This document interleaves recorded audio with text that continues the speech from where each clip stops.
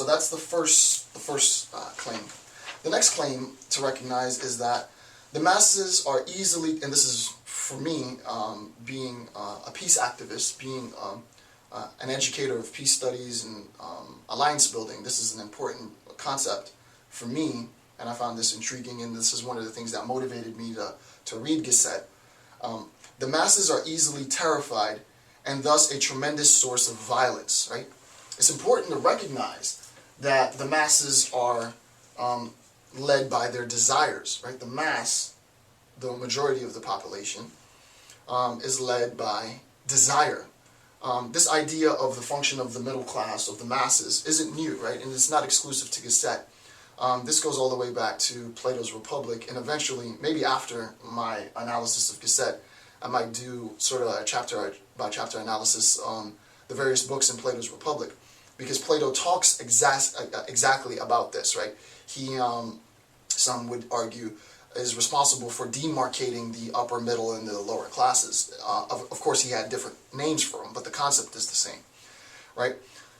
One of the things that Plato says in the Republic, and though Gasset doesn't reference Plato in this section, clearly he's read Plato's Republic and he's referring to Plato's concept of the Republic, is that the masses are led by their desire, right? The masses are led by their desire.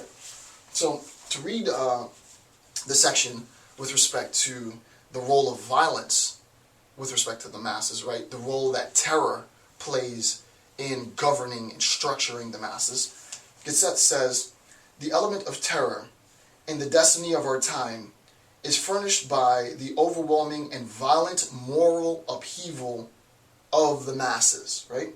The element of terror is furnished, is governed by this overwhelming, violent moral upheaval, right? He goes on to say, imposing, invincible, and treacherous, as in destiny in every case. Whither will it lead us? Is it an absolute evil or a possible good? So what he's asking is, what is the role of the masses? Are the masses inherently good or bad? He's trying to figure that out. He's going to spend the rest of his book attempting to answer just that question.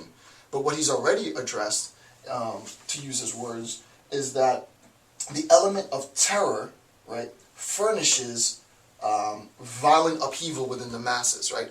When the masses become terrified, the masses recognize that their numbers now can be used not only for good, right, as is the case of representative democracy, which we spoke about last time, right? That would be a good use of the majority, a good use of the masses, is that we can say, hey, we need to get stuff done. Let's consolidate our power and vote for those people that will help us. That's a good use of the masses. But Gasset says there's also an evil within the masses, right? There's also a possibility for destruction within the masses. Sociologists and anthropologists, philosophers have discussed this quite a bit.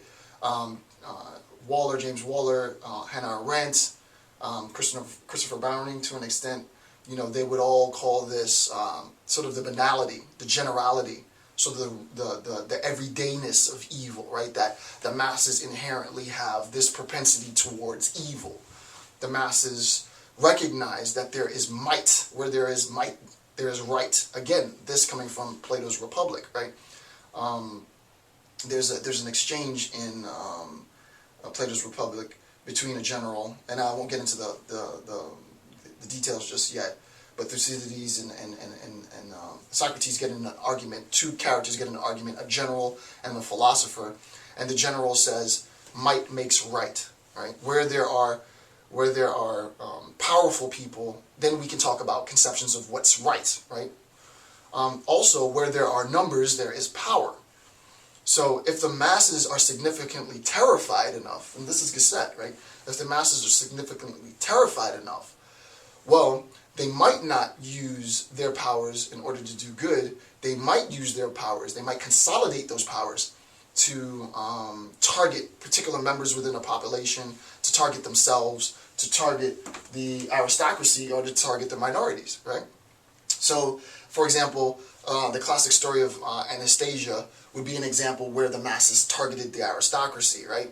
And Rasputin was a phenomenal character in that. So the masses might target the aristocracy and, sort of overthrow the aristocracy. The masses might also target the minority, right, and overthrow the minority. And I mean, this is examples from like lynching and mass rape and things like that. So what we have to recognize is that the masses have the power to impose itself on both the aristocracy and the minority. And what Gasset is attempting to explain is that we, as mass, I am mass, you are mass, most of us are, the vast majority of us are mass, we're members of the middle class. We have to recognize that there is an inherent ability to do good within our constituency, but there is also an inherent ability to do very egregious evil. And I think that that's one of the most salient, one of the key points in Gasset's depiction of the masses, right? So that when we talk about this revolt, right, the revolt of the masses, it's not the cliched concept of revolt where the oppressor, the man, is holding me down and now I have to revolt against the person in power. That's not, though that is an aspect, that is not exclusively what Gasset's talking about, because this conception of revolt has an equal degree of applicability to the idea that the masses can just go out of control, right? The masses have the power to just absolutely destroy whatever is in front of them, right? And we've seen this in riots, we've seen this in violence, we've seen this time and time again, right? We've seen this manifest quite a bit, unfortunately, right? So that's another point that I wanted to bring to light with respect to Gasset's description of the masses. The next thing to recognize, which I think was extremely applicable to a contemporary discussion of the masses, and the reason why I wanted to bring and introduce Gasset's work to a 21st century audience, to this YouTube audience, and sort of Gen X and beyond generation, is that it applies. What he's talking about hasn't gone stale. If anything, people need to be doing more analysis of Spanish philosophy and the Spanish philosophers, because it was, I would argue, a buried gem. A lot of the analytical tools used so many decades ago have direct applicability today. Obviously, the discussion on terror couldn't be more poignant. All right. The next point is that the masses seek to supplant the minority, right? The masses seek to supplant the minority. So let's look at the section where he discusses this. And this is I found this very interesting. So let me read it. He says, "The fact that we must submit to examination may be formulated under two headings. First, the masses are today exercising functions in social life which coincide with those which hitherto seemed reserved for minorities." What in the world does that mean? The masses are functioning and doing things that minorities have done habitually, I guess, in the past. So that the masses are emulating, in a sense, sort of what it is that minorities do, right? So that's the first point. The next point is to say that the masses have, at the same time, so while they're emulating the minority, to use his technical terms, while at the same time showing themselves indocile to the minority, right? So while they're emulating the minority, they're also simultaneously rejecting the minority. So you can see sort of the schizophrenia of the masses, if you will, right? The sort of the contradiction inherent within the masses, which is that there's going to be a means of emulating the very people or the very groups that you are attempting to suppress. On the one hand, we want to suppress this group, but also we want to be just like this group. Well, that doesn't make quite much sense, right?